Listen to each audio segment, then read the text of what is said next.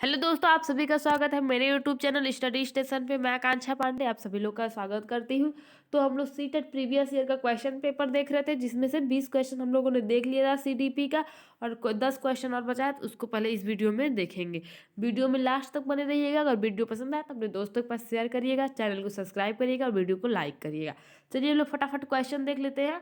तो question number 21 दिया है, एक अध्यापक को विद्यार्थियों को योग्यता के डैश परिप्रेक्ष्य और अधिगम को डैश प्रक्रिया मानने के लिए प्रोत्साहित करना चाहिए। तो ऑप्शन ए देखेंगे। ऑप्शन ए क्या दिया है? ऑप्शन ए दिया है वृद्धि बोधक और एक सक्रिय। फिर बी दिया अस्तित्व बोधक और एक निष्क्रिय। तो निष्क्रिय क्या है? एक निगेटिव टैग वर्ड, इसलिए ऑप्शन बी गलत हो जाएगा। ऑप्शन सी में दिया है वृद्धि बोधक एक निष्क्रिय। निष्क्रिय क्या है? निगेटिव वर्ड है। ऑप्शन डी अस्तित्व बोधक और एक सक्रिय। तो अस्तित्व बोधक भी नहीं होगा। तो इसका करेक्ट आंसर क्या हो जाएगा? एक अध्यापक को विद्यार्थियों को योग्यता के वृद्धि बोधक परिप्रेक्ष्य और अधिगम को एक सक्रिय प्रक्रिया मानने के लिए प्रोत्साहित करना चाहिए। इसका करेक्ट आंसर है ऑप्शन ए। क्वेश्चन नंबर 22 देखेंगे। यदि गतिविधि को महत्व नहीं दिया जा रहा है तो विद्यार्थियों द्वारा किस अनुभव करने की संभावना है? यदि किसी विद्यार्थी के द्वारा की गई गतिविधि को आप लोग वैल्यू नहीं दे रहे, महत्व तो नहीं दे रहा है, तो विद्यार्थी जो है कौन सी संभावना, उसके अंदर कौन सी भावना उत्पन्न होगी? तो ऑप्शन ए दिया है जिज्ञासा। तो कभी भी जिज्ञासा नहीं उत्पन्न होगी अगर किसी को आप लोग प्रोत्साहित नहीं करेंगे। तो ऑप्शन बी दिया है उत्साह, ये भी नहीं होगा। ऑप्शन सी आनंद भी नहीं होगा, बोरियत हो जाएगी। क्या हो जाएगी? अगर किसी भी बच्चे की गतिविधि को आप लोग वैल्यू नहीं देंगे, महत्व नहीं देंगे, तो बच्चा क्या हो जाएगा? बोर हो जाएगा। इसलिए ऑप्शन डी इसका करेक्ट आंसर हो जाएगा। क्वेश्चन नंबर 23 दिया, स्कूल अध्यापिका रीचा अपने विद्यार्थी में समुन्नत समझ को समुन्नत करना चाहती है। इसके लिए उसे क्या करना चाहिए? तो एक स्कूल अध्यापिका है रीचा, उनका नेम है, और अपने विद्यार्थियों में क्या करना चाहती है? समझ को समुन्नत करना चाहती है। उसके लिए उन्हें क्या विधि अपनाना चाहिए? देखिए ऑप्शन ए में क्या दिया है? विद्यार्थियों को प्रश्नों का समाधान निर्धारित रूप से करने के लिए कहना चाहिए। ऑप्शन बी दिया है आपका प्रक्रियात्मक ज्ञान और अधिसंज्ञानात्मक कौशलों पर ध्यान देना चाहिए। ऑप्शन सी दिया है विषय वस्तु को कंठस्थ स्मरण पर बल देना चाहिए। कभी भी कंठस्थ नहीं कराना, मतलब कुछ भी याद वाद कराने में बल नहीं देना है, निगेटिव वर्ड है। फिर ऑप्शन डी दिया विद्यार्थियों को उप अवधारणाओं में संबंधता स्थापित करने के लिए निरुत्साहित नहीं करना है। क्या करना है? निरुत्साहित क्या है? Negative word. ऑप्शन डी भी गलत हो जाएगा। तो इसका करेक्ट आंसर है ऑप्शन बी प्रक्रियात्मक ज्ञान और आदि संज्ञानात्मक कौशलों पर ध्यान देना चाहिए अध्यापिका को। इसलिए ऑप्शन बी करेक्ट आंसर है। चलिए नेक्स्ट क्वेश्चन देखते हैं। क्वेश्चन नंबर 24 दिया है, निम्नलिखित में से कौन सी सामाजिक रचनावादी कक्षा की विशेषता नहीं है? किसकी विशेषता पूछ रहा है? सामाजिक रचनावादी कक्षा की विशेषता नहीं है, जो नहीं है उसको बताना है। तो ऑप्शन ए दिया है अध्यापक द्वारा विद्यार्थियों में प्रतियोगिता उन्मुखी दृष्टिकोण का विकास करना। तो ये किसकी विशेषता है? सामाजिक रचनावादी कक्षा की विशेषता है। ऑप्शन बी दिया अन्वेषण संबंधी अधिगम के लिए अनुकूलित परिवेश।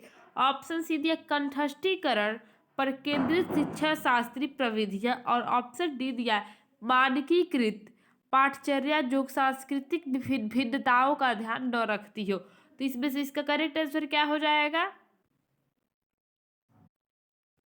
तो इसका करेक्ट आंसर हो जाएगा ऑप्शन सी कंठस्थीकरण पर केंद्रित शिक्षा शास्त्रीय प्रविधियां। इसलिए ऑप्शन सी इसका करेक्ट आंसर हो जाएगा। इसमें इसका आंसर गलत दिया है। चलिए नेक्स्ट क्वेश्चन, क्वेश्चन नंबर 25 देखेंगे। विद्यार्थी कक्षा में अधिगम की प्रक्रिया में अधिक सक्रिय और सहभागी बना महसूस करते हैं। यदि कक्षा परिवेश समुन्नत करता है तो कक्षा में कैसा परिवेश रहेगा? तो विद्यार्थी अधिगम प्रक्रिया में खुद को सक्रिय और उसका सहभागी महसूस करेंगे। तो ऑप्शन पहले 3-4 पॉइंट दिया है। तो पॉइंट 1 दिया है अवधारणाओं के बारे में जिज्ञासा। बिल्कुल सही है, यदि उनके अंदर जिज्ञासा रहेगी तभी वो सक्रिय रहेंगे। फिर सेकेंड पॉइंट दिया अपने विचारों पर विचार विमर्श, विचार विमर्श करना है। बिल्कुल सही है, ये भी पॉइंट सही है। विद्यार्थियों को हमेशा अपने में विचार विमर्श करते रहना चाहिए, अध्यापक से, बच्चों से, अपने सहपाठियों से। फिर थर्ड पॉइंट दिया अध्यापक का निष्क्रिय अनुसरण। निष्क्रिय क्या है?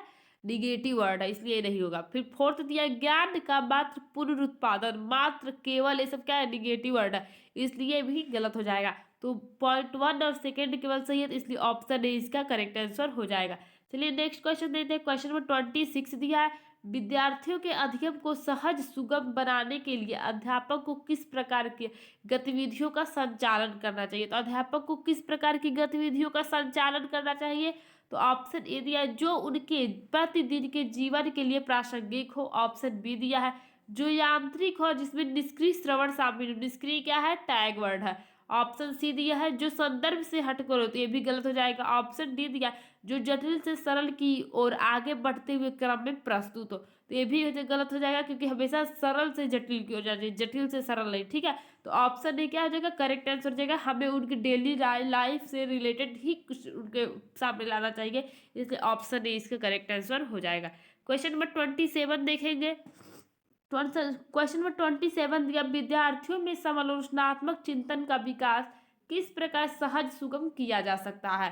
तो इसके देखिए ऑप्शन, देखिए ऑप्शन ए दिया विभिन्न संदर्भों में अधिगम के अनुप्रयोग द्वारा। ऑप्शन बी दिया है सक्षम के स्थान पर कार्य को शीघ्र अतिशीघ्र पूरा करने के लिए प्रतियोगिता करवाकर। ऑप्शन सी दिया अध्यापक द्वारा दिए गए व्याख्यान का केवल सारांशीकरण करके। केवल क्या है, निगेटिव वर्ड है। फिर ऑप्शन डी देखिए विषय वस्तु का कंठस्थीकरण और अध्यापक का निष्क्रिय अनुकरण करके। ये भी क्या है, निगेटिव टैग वर्ड है, ये भी गलत हो जाएगा। इसका करेक्ट आंसर क्या हो जाएगा, ऑप्शन ए विविध संदर्भों में अधिगम के अनुप्रयोगों द्वारा, इसलिए ऑप्शन ए इसका करेक्ट आंसर है। क्वेश्चन नंबर 28 देखेंगे, अधिगम की गति। ऑप्शन ए अधिगम की गति पूरी तरह से व्यक्तिगत कारकों पर निर्भर करती है, बिल्कुल गलत हो जाएगा। ऑप्शन बी दिया पूरी तरह से वातावरणीय कारकों पर निर्भर करती है, ये भी गलत हो जाएगा। अधिगम की गति व्यक्तिगत और वातावरणीय कारकों दोनों से स्वतंत्र है। चलिए नेक्स्ट देखिए। नेक्स्ट दिया है अधिगम की गति व्यक्तिगत और वातावरणीय कारकों की पारस्परिक क्रिया पर निर्भर करती है। तो अधिगम की क्रिया क्या होती है, हमारे वातावरण और हमारे व्यक्तिगत कारणों पर निर्भर करती है, इसलिए ऑप्शन डी इसका करेक्ट आंसर हो जाएगा। क्वेश्चन नंबर 29 देखिए, विद्यार्थियों की वैकल्पिक अवधारणाएं। ऑप्शन ए दिया है वैकल्पिक अवधारणाओं को क्या अनदेखी करके उन्हें निरुत्साहित करना चाहिए, बिल्कुल गलत। ऑप्शन बी दिया है विद्यार्थियों की वैकल्पिक अवधारणाएं उनके अनुभवों से संबंधित नहीं है, ये भी गलत है। ऑप्शन सी दिया है विद्यार्थियों की वैकल्पिक अवधारणाएं हमेशा अत्यंत गलत होती हैं और तर्कहीन चिंतन प्रक्रिया को दर्शाती हैं, तो सी भी गलत हो जाएगा। ऑप्शन डी दिया है विद्यार्थियों की वैकल्पिक अवधारणाएं अर्थ निर्माण की प्रक्रिया में गढ़ी गई सहज संरचनाओं को दर्शाती है, ऑप्शन डी इसका करेक्ट आंसर हो जाएगा। क्वेश्चन नंबर 30 देखिए, किसी भी अवधारणा का शिक्षण करते समय किस बात से बचना महत्वपूर्ण है। तो ऑप्शन ए दिया है अवधारणाओं के विभिन्न पहलुओं के मध्य संबंधता स्थापित करना। ऑप्शन बी दिया है कारक प्रभाव संबंधों को रेखांकित करना।